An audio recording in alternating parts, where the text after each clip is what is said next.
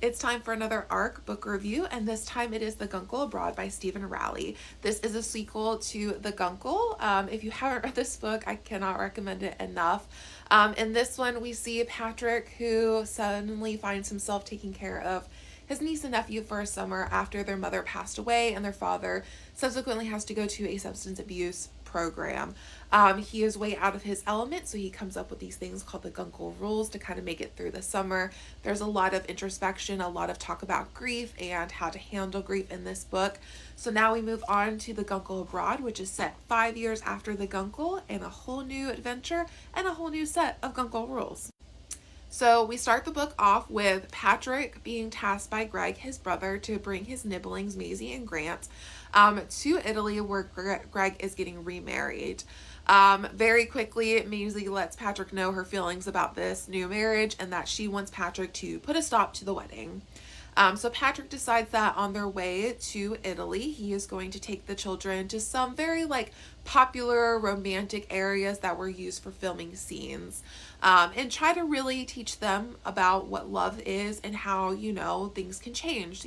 Just because your father is moving on does not mean he no longer loves your mother, and just that kind of act that you can have two loves in a life.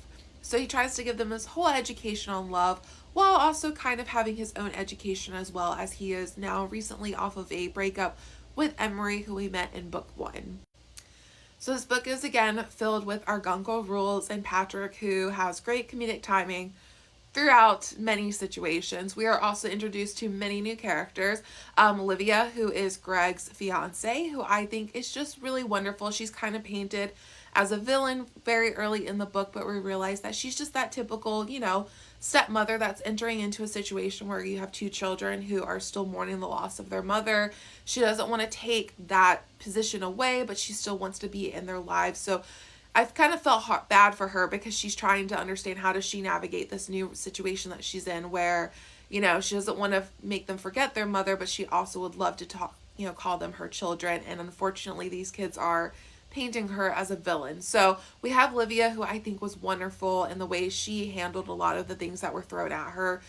She just did it with grace and elegance. And then we have her sister Polima, who is the aunt, I believe is how they said it, the lesbian aunt. And her and Patrick together, probably one of the best parts of this book. Patrick feels like he's in kind of competition with her. There's kind of a butting heads between them, but they're actually the same person. So it's one of those frenemies situations that they end up in. But the comedy between the two of them is absolutely amazing. One of the things I really loved about this book and from the Guncle is just the discussion of grief. And I really loved how it kind of changed a bit in this book, where, you can still be grieving someone while also moving on. And I just love the kind of discussion with the children of, Olivia going to them and saying, I don't want to take over from your mother. I don't want you to forget about her. I want you to teach me about her and the things that she did for you guys. I want to bring her into our lives so that she's still always around. I also really loved Patrick kind of having to have this realization that the reason why he broke up with Emery, which was due to their age gap. He was very concerned that, when Emery, got to be his age, he wasn't going to want to be with someone who was 66 and very old. So he decided to end things with Emery before his heart got broken. And I love just kind of his slow realization throughout the book that, he was just hiding again, and he was making excuses, and he still very much loved Emery. And I also love that Emery did not let him get away with anything and came back. It was beautiful and it was perfect. So like I said, I really love just this continual talk about grief and how do we move on and how do we handle new relationships and changes in relationships.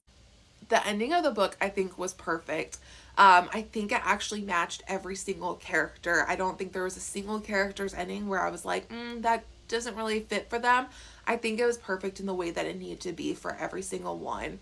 I think Stephen Rowley has done an amazing job with these. Patrick is, like I said, one of the best characters I've read. He's hilarious, he's funny, but he knows when to be serious, and a lot of his Guncle rules, they may seem quirky and weird, they have a very serious undertone. And some of these Guncle rules that we got introduced to in the very first book, Maisie and Grant are still holding on to, even, 5 years later.